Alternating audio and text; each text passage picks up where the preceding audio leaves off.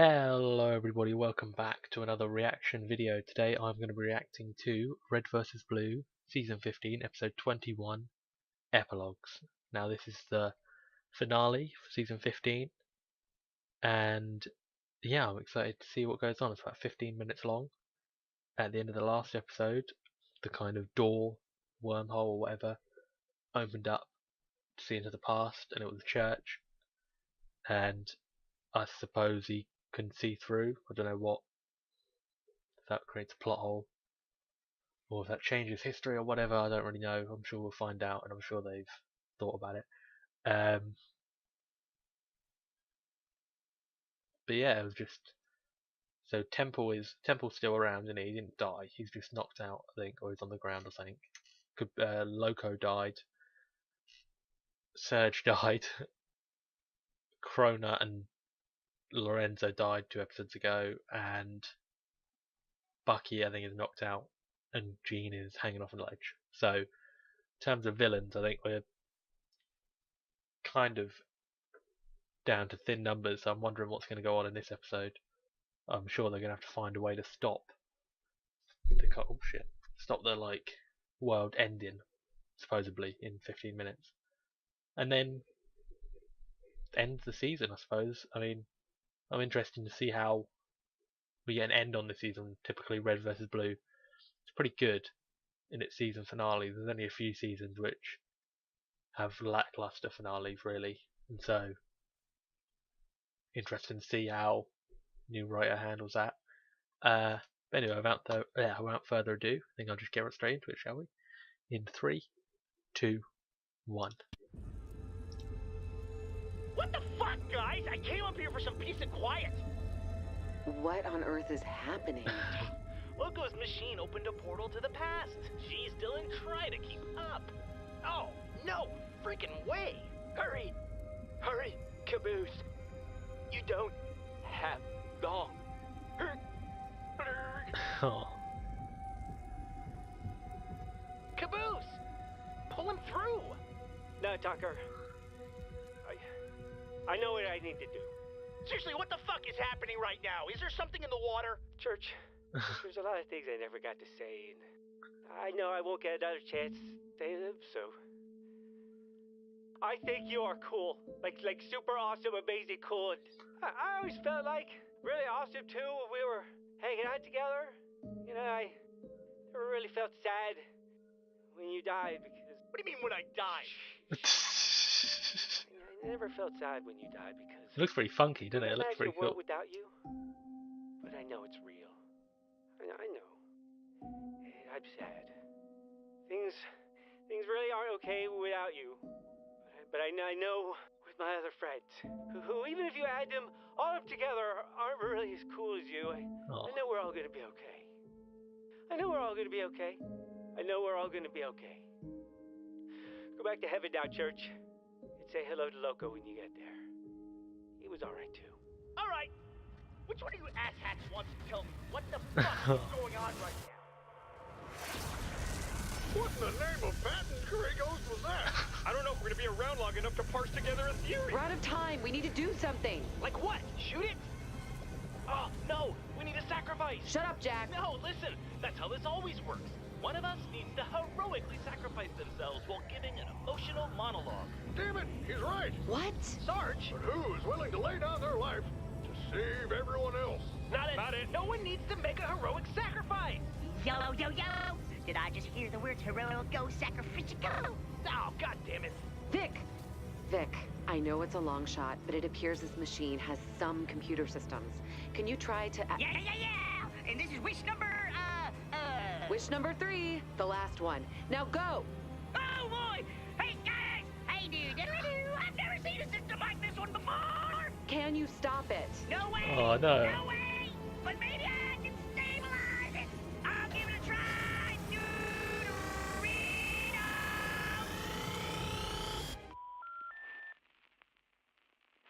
Oh, time's frozen. That's pretty sick. Dudes, dudettes, and duderinos. If you're hearing this message, that's because I can't get to the phone right now. It also means I had to race my cabeza to save the day for all y'all. You're welcome. And your old buddy Vic only has one more thing to say to you dudes. You know, there are so many stories where some brave heroine steps up and goes and gives her lives to save the day. And because of it, the good guys win, the survivors all cheer, hooray! And everybody lives happily ever after. Except for Vic. Oh yeah, I'm out of here. Leave a message after the beep, compadres, but I won't check it because I'm in the eternal infinity. This is Vick signing off. And if anybody backed me up, I will punch you in the nuts. Did he do it? He did something. Whoa! It tickles! Whoa! Does someone want to explain what the fuck just happened? We won. I think. Why did Donut get shocked with it? Oh, no.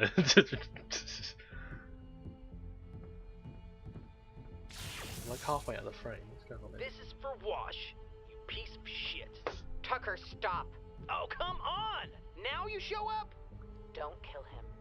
I think she makes a great point, Tucker. But he deserves it more than anyone. He's a killer. And so are we.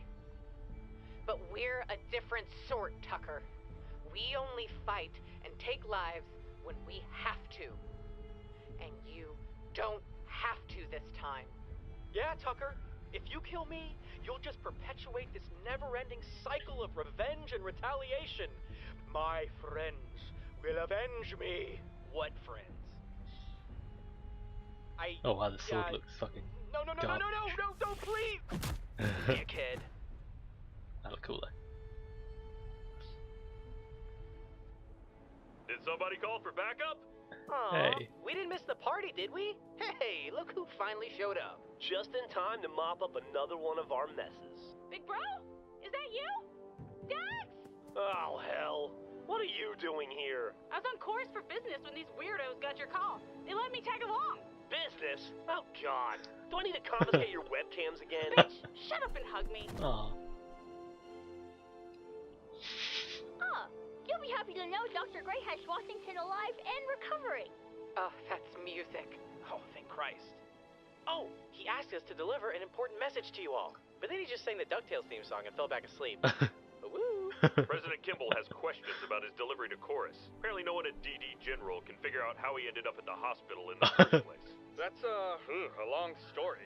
Maybe don't worry her with it right now. But I have a feeling her relationship with the UNSC will get a little easier after we file the final story. How about Vic, huh? Come in. Least we owe our fallen comrade here is a moment of respectful silence. Anyway, who's hungry? I'm peckish. I could eat. I could go for some I'm grub. thinking Monte I could eat Cristo a horse. sandwich. With you, I'm worried that's not a figure of speech. That's a figure of speech? What the fuck is wrong with you? Whatever. Are we done here? Because I've got some volleyballs to spike in this fucking volcano. Job well done, Jax. Nothing left to do but post this bad boy. And read all the comment threads. Any idea what you'll do when the dust settles? Back to film school? Oh, I don't know. Gotta say, this whole thing did give me a wicked idea for a movie. Send me the script when it's done, will ya? I'd love to check it out. Of course. And, good job, partner. Dylan, you know I'll never forget this, right? A bit difficult to, isn't it? I mean, PTSD is forever, isn't it? Hi, Carlos. Guess who? Oh yeah, a ship got destroyed, didn't she? That's who. I'm so excited.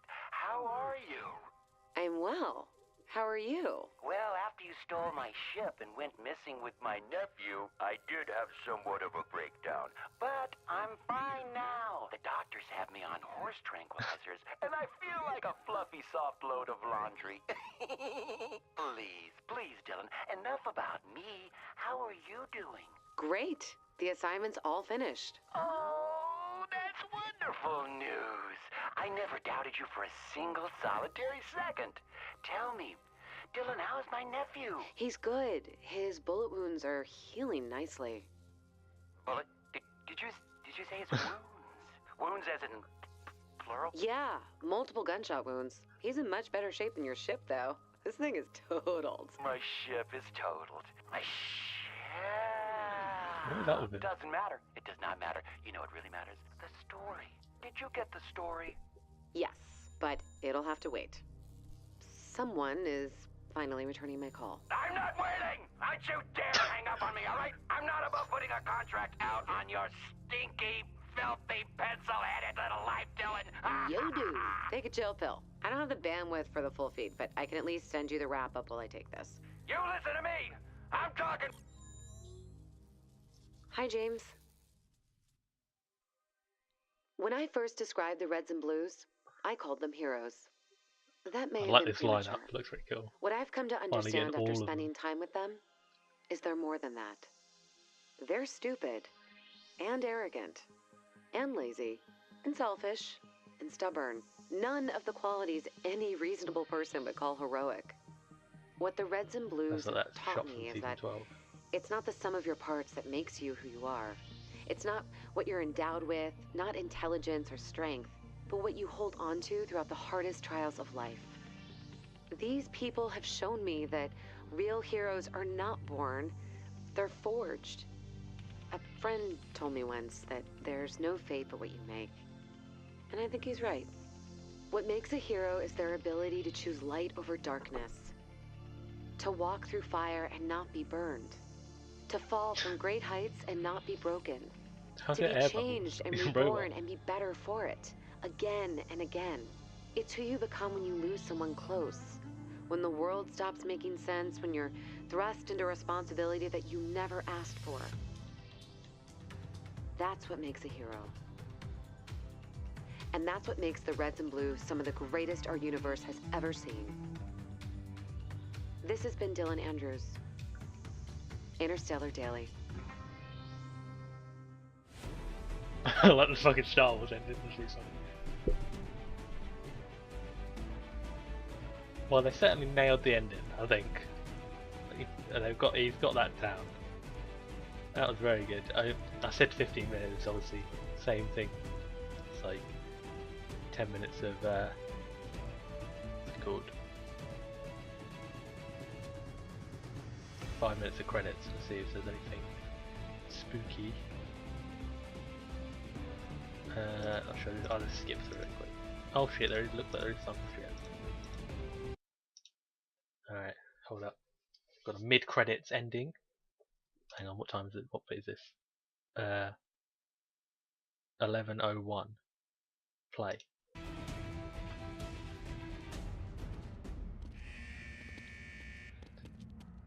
Mealtime! Something special for you guys. Let me guess. Awesome. Everybody. Fish. So, Jean didn't survive then. Jean just died. Must have fallen in. But Cronut was still there. I thought Cronut died. Skip through. Oh, something else. 12:13. Play. And then Temple says, revenge is a dish best served frozen, and he freezes them right in their armor. All right. Skip to the end now. How's it all wrap up? Well, you'll just have to read the script to find out. All 311 pages. Hard to believe this all really happened. It's all true, every single word. For the most part, I took some dramatic license with the movie references, fudged a few plot points here and there, but that's the gist of it, you know? The gist of it. More or less. Well, our studio hasn't made an original movie in a few hundred years, but we might be interested. You shopping this around at all? Listen, Pete, I got offers all over Tinseltown for this spec. But if you're looking for something else, I could tell you about a little movie called Moondoom. I want to know if that was added afterwards, or like if that was a last-minute addition. After like Joe saw the people getting pissed off at the movie references. I like that. Pretty good because it's like, is season 15 just his imagination of it? Or not imagination, like reimagining of the actual events. Good theory. I like it. It works. What the hell is this song? Don't know. I don't like it. Let's keep keep skipping through, I suppose.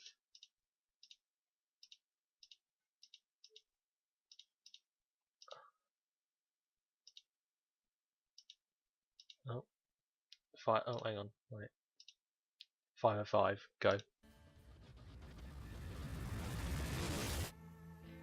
What the actual fuck? Does he just get All blown right, up the tank? well, I'm just gonna try to forget that ever happened and never bring it up again.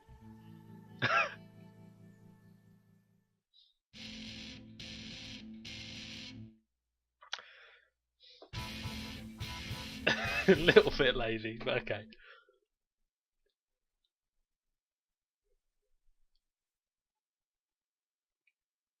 Alright, so season finale. That's pretty good. I think I enjoyed that. It was nice to see Caboose kind of making the decision not to resurrect him. Like, I mean, if you pulled him through, it would be a paradox anyway, so don't do that. But, I don't know. I think it's interesting that it's like, kind of it's not a paradox, but it's like, that's happened, it's just like, oh, alright then, sure. He saw Caboose in the future. Yeah, I don't really know what else to say. I like the bit with Vic, even though he died, but it's kind of like that parallel to season 13 ending kind of thing with the sacrifice. I don't know. The whole thing, it makes me feel and want like Vic to be some part of the Alpha. Like it's not, and like they didn't go down that route, obviously. But when that idea got put in my head from episode whatever, when he was like, "Oh, it's me," and then even with this ending, I'm like, it makes sense, kind of poetic, but I don't know. I still like it. It's a callback. I like that all the kind of recruits came through. It was a bit kind of pointless, really. Like, they didn't need to be, but also did not need not to be. What I'd have liked is if they all went to Blood Gulch. If like everyone had gone back to Blood Gulch finally. 'Cause think about it, they were supposed to go back to Blood Gulch in like season 10, and then they didn't because they crashed, and then they went to Chorus, and then instead of going back to Blood Gulch after Chorus, they were just like, "Now we'll just chill here in some condo." Yeah, it'd been nice if we'd actually got to see them all go back to Blood Gulch finally. Would have been pretty cool. But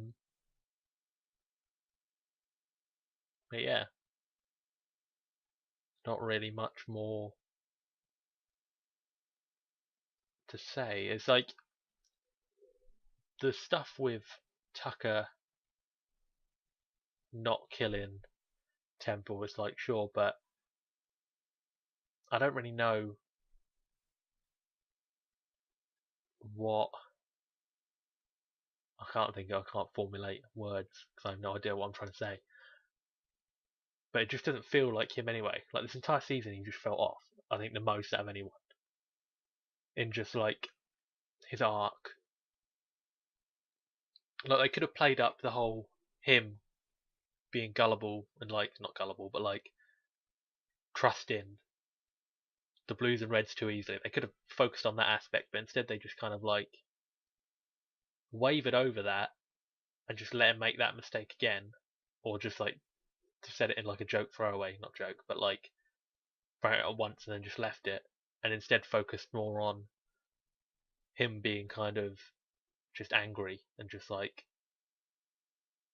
not thinking about anything and just rushing in and doing whatever. And it's like that doesn't seem like he's not the most strategic and he definitely doesn't think things through, but he's not an idiot. And I think they just kind of, instead of building other characters up, they've kind of just gone knocked him down a peg a little bit, which I think is like, or they've taken him down a bit to bring him back up to where he was. Like that's not development. If you're gonna devolve a character just to kind of evolve them again, it's like that doesn't really do anything. Evolve an old character. I liked all Griff stuff this season. It was pretty good. Even though, like I said, I've mentioned it all the way through. I'm like, some of the writing is very much like, here it is, here's you, tell it how it is kind of thing. And in that aspect, it's not been amazingly ripped, but the ideas behind it and the kind of directions that you can see where they want to go are really good, and they do hit the mark a lot of the time, which is pretty good. But yeah, I think Tucker was definitely one of the most off characters, like just ahead of Sarge. Sarge felt pretty weird to me as well this season. A lot of the characters, Caboose, I think they improved, aside from the fact that his voice, I think that's on Joel, where a lot of the time you can't even understand what Caboose is saying anymore. The voice has devolved that much to where some of his words are like unintelligible. But I think they did pretty well with Caboose this season, for the most part. Donut didn't really have much part this season at all. Just I reckon that's because of like external factors, like Dan couldn't get into the booth or something, which is understandable. I'd rather that than them really like, oh, we'll just like not have him in it for no reason. It's like he's there, yeah, we'll just get rid of him a little bit. He won't say anything. Who cares? We talk about Simmons and Griff stuff. Yeah. Doc didn't really do anything. I reckon Doc could have been not in this season, and it would have been fine. Like if they could have just, like, I mean, you get like a joke or two out of it, but aside from that, it's pretty pointless. And even the reporters, really. Well, like, what do the reporters do? Like, they're the main catalyst, I suppose, but it'd have been nice if we'd actually got some real use out of them. You know, it felt like they were a little bit underused. Anyway, I think I'm going to do like a full review video, I think, because this video is already long enough, and I've got to edit all those little bits in. That's why I keep saying the numbers, because what I do is I download the video and then edit it in, because my computer doesn't like recording the video from the website because it's shit. So yeah, I have to edit all in. But I'll edit a proper review, comprehensive review video with all my thoughts and feelings and where we could go from here and how I think it was. Maybe I'll do a ranking of like where it lands on my favourite seasons. It wasn't a bad season, it was a good season, but definitely not the best, easily not the best. But we'll talk about that in the other video.